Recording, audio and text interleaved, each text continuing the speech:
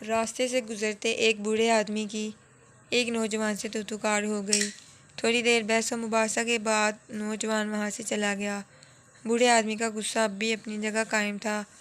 وہ کسی طرح اس لڑائی کا بدلہ لینا چاہتا تھا۔ جسمانی طور پر کمزور ہونے کی وجہ سے وہ نوجوان سے مار پیٹ تو نہیں کر سکتا تھا، لیکن اس نے اس کا ایک اور حل نکال لیا۔ بوڑھے نے نوجوان کے بارے میں افواہ پھیلانا شروع کر دی کہ وہ چور ہے۔ وہ ہر راہ گزر سے یہی بات کرتا۔ کئی لوگ اس کی بات کو انسنا کرتے، لیکن چند لوگ یقین بھی کر لیتے تھے۔ کچھ دن گزرے تو پاس کے علاقے میں کسی کی چوری ہو گئی۔ لوگوں کے دلوں میں بوڑھے نے پہلے ہی نوجوان کے خلاف شک ڈالا تھا۔ چوری کے الزام میں نوجوان کو پکڑ لیا گیا، لیکن چند ہی دنوں میں اصل چور کا پتہ لگنے پہ اسے رہائی مل گئی۔ رہا ہوتے ہی اس نے علاقے کے سردار سے بوڑھے آدمی کی شکایت کی، جس کی بنا پر بوڑھے کو پنچایت میں بلایا گیا۔ بوڑھے نے اپنے آپ کو بچانے کے لیے صفائی پیش کی۔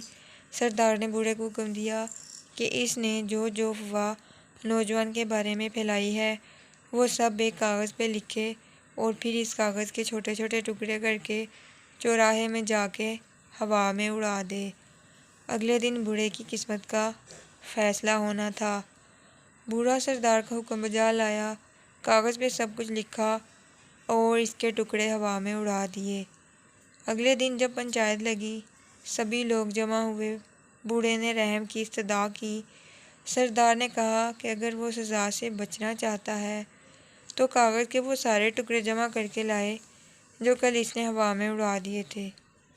بوڑھا پریشان ہو کے بولا کہ یہ تو ناممکن سی بات ہے۔ سردار نے جواب دیا کہ تم نے نوجوان کے بارے میں اسی طرح ہوا میں افواہ پھیلائی۔ تمہیں خود بھی اندازہ نہیں ہے کہ تمہاری یہ افواہ کہاں کہاں تک پہنچ گئی ہے۔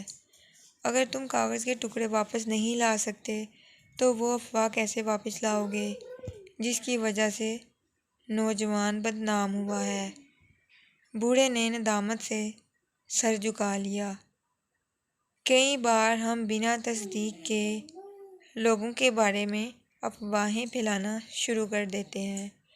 ہماری بنا سوچے سمجھے کی گئی چھوٹی سی بات کسی اور کی زندگی پر کتنا اثر انداز ہو سکتی ہے، اس کا ہمیں علم نہیں۔